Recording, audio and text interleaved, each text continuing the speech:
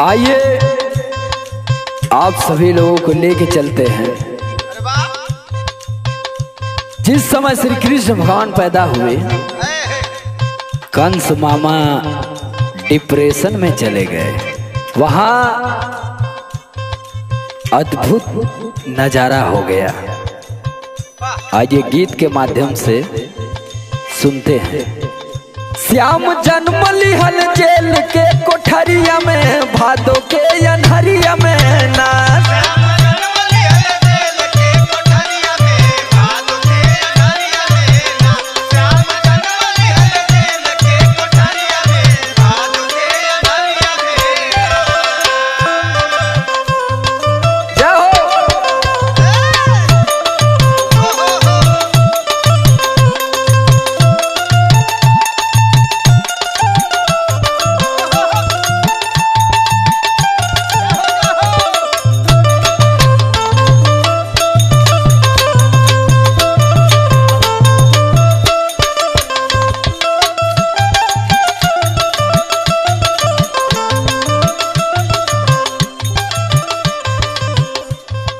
और घनघोर बादल छा गए। देखिए क्या होता है।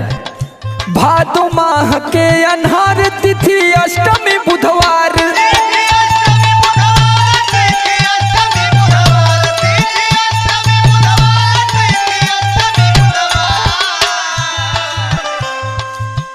भादो माह के अनहार तिथि अष्टमी बुधवार।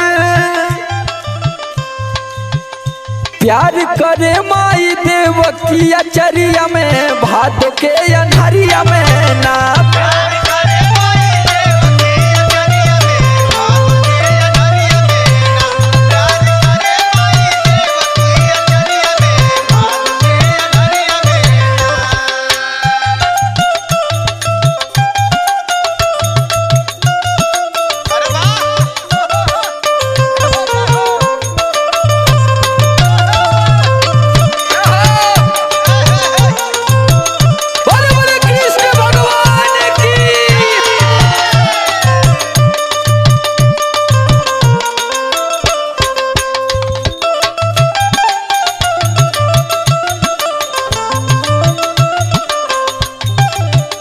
जिस समय कृष्ण भगवान का जन्म होता है, जेल के दरवाजे ऑटोमेटिक खुल जाते हैं।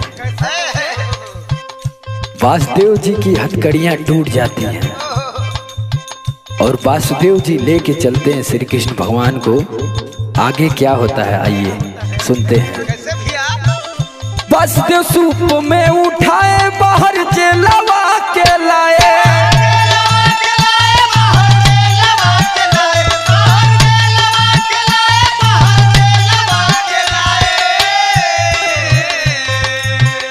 वासुदेव सूप में उठाए बाहर जेलवा के लाए। द्वारपाल सब सो गए निदरिया में, भादो के अनहरिया में ना।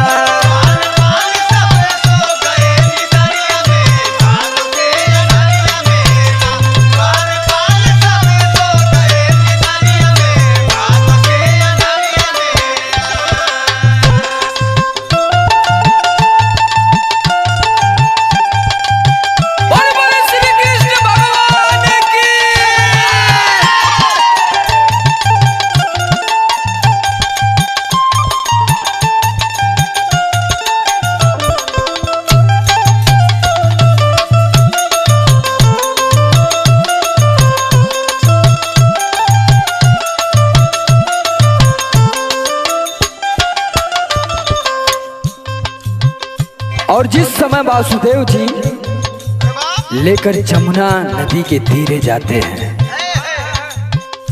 जैसे धीरे धीरे उनके कदम बढ़ते हैं, जमुना जी बढ़ती जाती हैं और नभ में बिजलियां चमकने लगती हैं।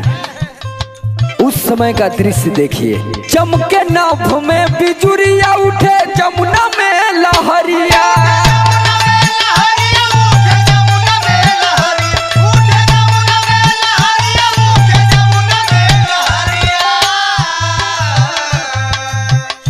चमके नभ में बिजुरिया उठे जमुना में लहरिया।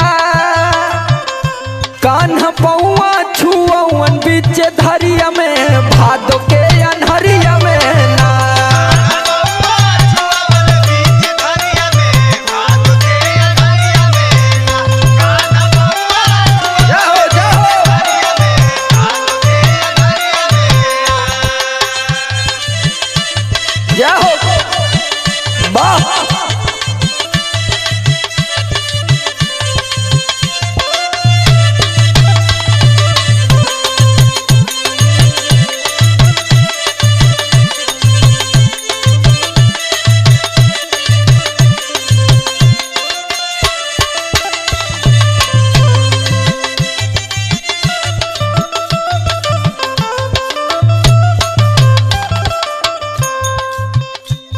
और वासुदेव जी सूप में लेकर कृष्ण भगवान को गोकुल नगरी पहुंचते हैं। जसोदा जी को पुत्री पैदा हुई होती है। कृष्ण भगवान को वहां सुलाकर पुत्री को लेकर आते हैं और उस पुत्री को मारने के लिए जिस समय कंस मामा एकदम आग बबूला हो जाते हैं, उस समय का दृश्य क्या होता है आइए सुनाते हैं। कंस मारन को उठाया उड़ली ना भवा में माया,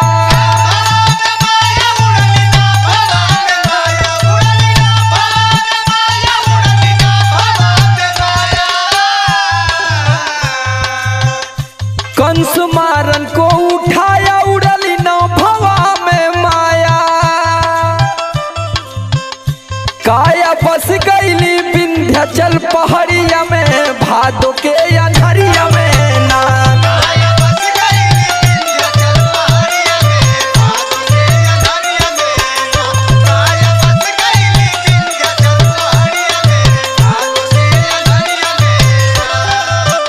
श्याम जलमली हल जेल के कोठरिया में भादो के अनहरिया में ना।